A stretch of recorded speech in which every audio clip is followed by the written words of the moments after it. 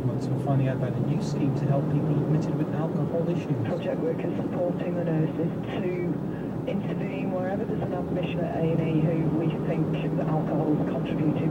And Cheshire Fire Chief sets out his plans for the future. We're now moving to a 10-minute response for what we call life risk incidents, which are fires in people's homes, or if you're trapped in your car in a road traffic collision. A look at the movie and DVD releases for this weekend. Next story tonight sounds like something out of a fairy tale. A man from near Newcastle is building himself a house out of straw. Gavin Idians runs Pick Your Own Fruit Farm. It's the Radio Stokes North Staffordshire reporter Chris King has been to find out more. Once upon a time, in a land far, far away, there lived 3 little pigs. One lived in a house of straw, but then one day a big bad wolf came along. He went to the house of straw and said, little pig, let me in." The pig replied, "Not by the hairs of..." "In that case," said the wolf, "I'll huff, and I'll puff, and I'll blow your house in." Oh, forget it.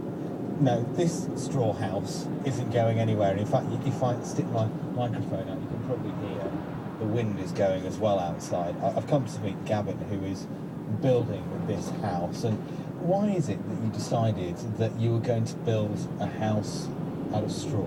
Basically because I wanted somewhere warm. I've always lived in cold, old, drafty old farmhouses and old barn conversions. So I wanted something nice and warm for my old age. The frame is made out of straw, so what happened? You're not going to leave it like this because it's not very easy to wallpaper. So exactly what happens after you've now it's all in position? Where do you go from here? On the inside, I'll use a natural clay plaster, and I've got the clay from a neighbouring farmer who's dug a hole in his field. And on the outside, use a lime plaster. A slight concern. There's a couple of things that people will be listening to this thinking about. First of all, is the fire aspect, and the second thing is what happens if you get some little mice or other rodents wandering around inside there. I mean, have you had to make some sort of preparations for that sort of thing? Well, we have put poison down at the moment while we're building it to keep the mice out and that.